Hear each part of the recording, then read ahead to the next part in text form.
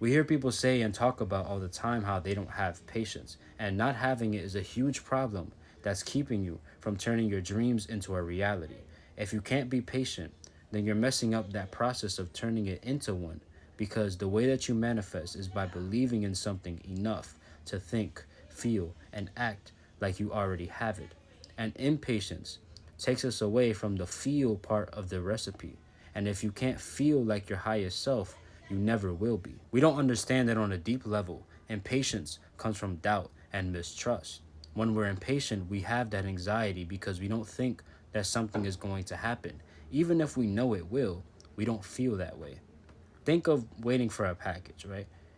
That impatient feeling is the one that tells you to constantly be checking the status of the package, because even though you know it's going to come to you and you spent your money on it, you don't feel like it's real, or you don't feel secure in it until you physically see it.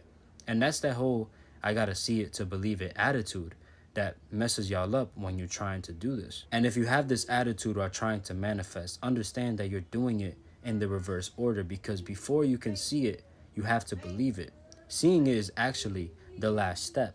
And once you believe in it enough to where you're thinking, you're acting, and you're feeling like the version of you that has the thing that you want, at that point, you have to let time do its thing. And this is another reason you have to be patient, because you have to understand that the physical world is delayed because it's ruled by time. It progresses with time. You know, the world is on a 24-hour clock. Whereas your mind, your emotions, and your soul are not ruled by time. They don't progress with time. So you have to give time for what's in here to show up in your physical world. And if you doubt that, if you doubt that process, it's going to mess up the whole thing for you, because it's not going to let you feel like the version of you that has whatever it is that you want, because you're like, oh, I don't see it yet, so I'm not doing it right, or it's just not working for me, which is wrong.